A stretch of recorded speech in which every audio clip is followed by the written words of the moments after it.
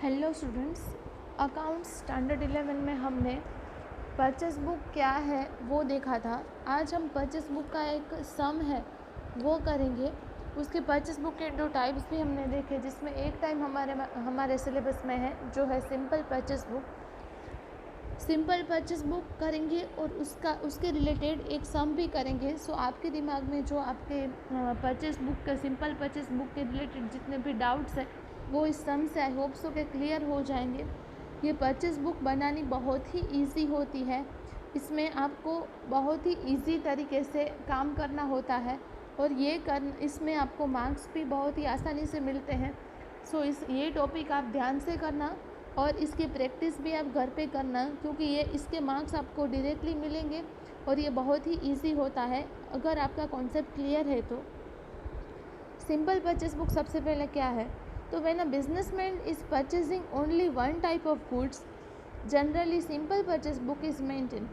Even when more than one type of goods are purchased, separate simple purchase book for each type of goods can be maintain. कोई businessman है वो एक ही तरीके के goods बेच रहा है तो उसके लिए तो ये बहुत ही इजी होता है। लेकिन कोई बिजनेसमैन जो है वो क्लोथ्स भी सेल कर रहा है और उसके साथ साथ वो दूसरी कोई आइटम भी सेल कर रहा है, शूज़ भी सेल कर रहा है। तो सिंपल परचेस बुक का कॉन्सेप्ट क्या है कि क्लोथ का हमको अलग बुक बनाना है और शूज़ की हमको अलग बुक बनानी है। क्लोथ्स के फिर सभी टाइप के क्लोथ्स हम उसमें डाल सकते हैं, लेकिन जब हम शूज़ भी साथ में सेल कर रहे हैं तो उसके लिए हमको अलग परचेस बुक बनानी पड़ती है, परचेस बुक या सेल्स बुक जो भी है। तो इस तरह की हमको सिंपल परचेस बुक बनानी है। तो यहाँ पे specimen of simple purchase book of Shri dash, इसका ये एक आपको डेमो दिखाया है, इसका एक आपको फिगर दिखाया है। आपको इस तरह से आपको ये मॉडल के हिसाब से काम करना है। इस तरह का आपको टेबल बनाना है, परचेज ऑफ श्री डैश। तो जिसका भी नेम है, जिसकी परचेस बुक है उसका नेम लिखना है। उसके बाद फर्स्ट कॉलम में हम आपको डेट लिखनी है। उसके बाद name of a supplier, purchase book बना रहे हैं इसलिए सप्लायर का नेम होगा। Inward invoice number, ledger folio number and last में अमाउंट, तो लास्ट में उसकी अमाउंट होगी। So there are 5 columns: date, name of supplier, invoice number, ledger folio number and amount। और नीचे जो है वो टोटल की कॉलम बनानी है। टोटल जो है वो अमाउंट की टोटल होगी, बाकी दूसरी किसी चीज़ का टोटल नहीं होता, तो अमाउंट की कॉलम में नीचे हमारा जो टोटल होगा वो इसमें आएगा। तो सबसे पहले हम डेट देखेंगे। डेट में क्या होता है, तो in above specimen first column is of the date.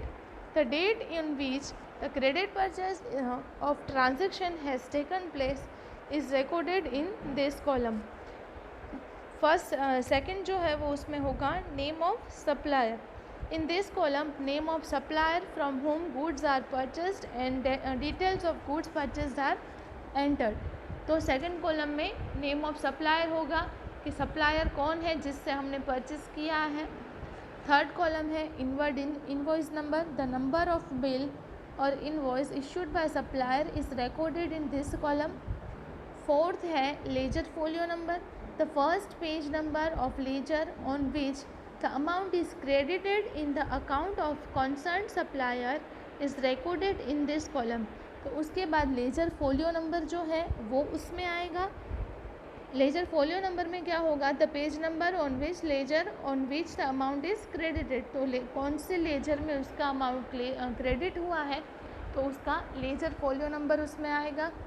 And जो लास्ट कॉलम है अमाउंट की, उसमें amount of net purchase around at after deducting the trade discount is recorded in this column.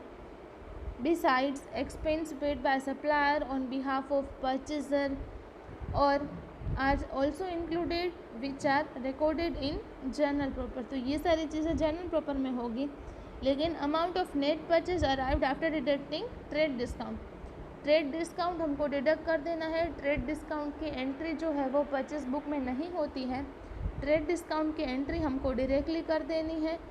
Trade discount की जो entry है वो purchase की जो अमाउंट है उसमें से डायरेक्टली लेस कर देनी है। वो परचेस बुक में हमको दिखाना नहीं है कि ये इतना ट्रेड डिस्काउंट हमको मिला, तो उसका जो है वो डायरेक्ट डिडक्ट करके उसकी जो वैल्यू है वो हमको trade discount as a purchase लिख देनी है। ठीक है, तो ये जो इसके 5 कॉलम्स हैं, date, name of supplier, invoice number, ledger folio number and amount, तो उसके ये जो 5 कॉलम है वो 5 कॉलम किस तरह से बनानी है उसका टेबल हमने सबसे पहले देखा, और उसकी डिटेल इन्फॉर्मेशन है कि किस कॉलम में क्या क्या आएगा वो हमने इसमें देखा है। ठीक है, तो इसका हम एक सम करेंगे तो हमको ज़्यादा आइडिया आएगा। From the following transaction prepare a purchase book in book of Harish Kumar 2015 March 1, goods of ₹10,000 purchased from Mahesh on 1 month credit। 1 month credit से हमने गुड्स परचेज़ किए हैं, तो हमको क्या करना है, यहाँ पे परचेस बुक है हमारी, तो परचेस बुक में हमको यहाँ पे महेश अकाउंट लिखना है, क्योंकि महेश से हमने क्रेडिट में लिया है, परचेस किया है, तो यहाँ पे March 1 डेट लिखनी है, उसके बाद महेश अकाउंट, और अमाउंट में हमको डायरेक्टली 10,000 लिख देना है। यहाँ पे एंट्री है, यहाँ पे हमने एंट्री कर दी, complete. Second, goods of ₹15,000 purchase from Hasmukh Bhai at 10% trade discount, invoice number 15। Invoice number दिया गया है, तो यहाँ पे सबसे पहले हमने क्या किया है, परचेस किया है, तो यहाँ पे हसमुख बाई अकाउंट लिखना है। इनवॉइस नंबर 15, तो इनवॉइस नंबर में हमको 15 लिखना है, और उसके बाद 15,000 में से 10% डिस्काउंट लेस कर दो, तो 15,000 के 10% कितने होंगे, 1,500, तो 15,000 माइनस 1,500 तो कितने होंगे, 13,500, तो वो आप अमाउंट में लिखो 13,500। नेक्स्ट ट्रांजेक्शन है 6 मार्च को, goods of ₹8,000 purchase from Manish for cash.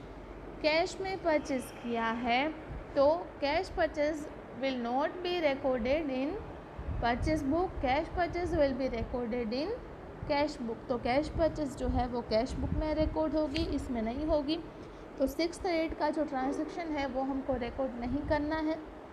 फिर ट्रांजैक्शन है 14th डेट का, place an order with Naveen for supply of goods of ₹10,000 at 20% trade discount. सिर्फ ऑर्डर प्लेस किया है, हमने कुछ परचेज नहीं किया है, तो इसके लिए हमको क्या करना है, उसकी एंट्री नहीं करनी है। Non financial transaction will not be recorded, तो 14th डेट का ट्रांजैक्शन भी रिकॉर्ड नहीं होगा। 18th, furniture of ₹6,000 purchase from Shriji furniture mart on 1 month credit. 18th date को ट्रांजैक्शन हुआ है, क्या हुआ है, फर्नीचर मार्ट से फर्नीचर परचेज किया है। कि परचेस बुक में सिर्फ गुड्स की परचेज होती है, फर्नीचर हमने बिजनेस के लिए परचेज किया, तो फर्नीचर क्या है, फिक्स असेट है, तो फिक्स असेट की एंट्री हमको परचेस बुक में नहीं करनी है। So fix assets purchase will not be purchase on credit will be recorded in journal proper, इसको हमको परचेस बुक में एंट्री नहीं करनी है। नेक्स्ट है, Naveen supplied goods as per order and sent his invoice to 314 after adding railway freight of ₹1,200।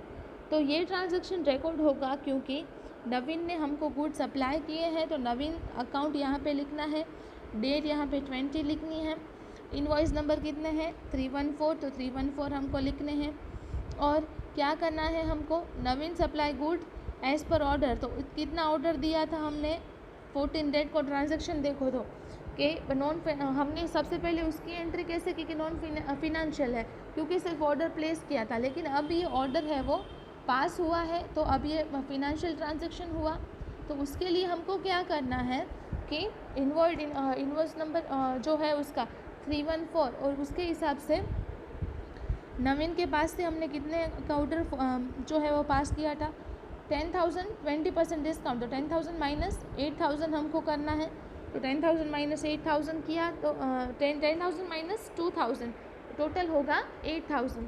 तो यहाँ पे नवीन अकाउंट में हमको 8,000 लिखना है। उसके बाद नेक्स्ट है 23rd को transaction, goods of ₹4,000 purchase at 5% cash discount. 5% cash discount पे हमने गुड्स परचेज किए हैं, लेकिन कैश परचेज हुई क्योंकि हमने कैश पे कर दी है, इसलिए ये कैश परचेज हुआ। तो जो 23rd डेट का ट्रांजेक्शन है वो ये रिकॉर्ड नहीं होगा। और एक बात याद रखो, जो 20 डेट को ट्रांजेक्शन हुआ था उसमें रेलवे फ्रेट थी 1200 की, वो जो रेलवे फ्रेट है वो जर्नल प्रॉपर में रिकॉर्ड होगी, परचेस बुक में नहीं होगी। 25th को ट्रांजेक्शन हुआ, goods of ₹16,000 purchase from Babulal at 10% trade discount and paid half of the amount immediately by cheque. आप एक बात याद रखोगे कि आपको मैंने सबसे पहले ही बोला था कि जब पार्शियल कैश हम पे कर देते हैं तो भी ये पूरी अमाउंट की एंट्री हमको परचेस बुक में लिखनी है, और ऐसा अज्यूम कर लेना है कि पूरा का पूरा ये क्रेडिट परचेस है, ठीक है। तो 16,000 के हम 10% करेंगे तो कितने होंगे 1600, और 16,000 माइनस 1600 करेंगे तो होगा 14,400। तो डायरेक्ट बाबूलाल अकाउंट करके हमको यहाँ पे अमाउंट में 14,400 लिखना है।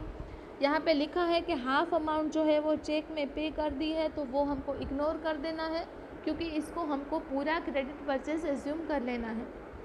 नेक्स्ट है goods of ₹6,000 purchase from Lalit at 10% trade discount and 5% cash discount, amount of bill paid immediately. पूरी की पूरी अमाउंट जो है वो पे कर दी है। तो क्या हुआ, ये कैश ट्रांजैक्शन हुआ, और कैश ट्रांजैक्शन की जो एंट्री है वो कैश बुक में होती है। क्रेडिट परचेज के क्रेडिट परचेज जो है वो क्रेडिट परचेज में होती है, तो परचेज बुक में इसकी एंट्री नहीं होगी। 30 डेट को ट्रांजैक्शन हुआ है, goods of ₹3,000 purchase from Rajesh, bill number 101। तो राजेश अकाउंट 30 डेट लिखनी है, इनवॉइस नंबर 101, एंड अमाउंट में लिखना है 3,000 क्योंकि ये क्लियरली क्रेडिट परचेज है, तो 3,000 हमको इधर लिखना है। टोटल 48,900 इसका हुआ, and total credit purchase amount 48,900। This amount will be recorded in debit side of purchase account. तो ये सारी चीज़ें हैं वो परचेज अकाउंट में डेबिट साइड में होंगी।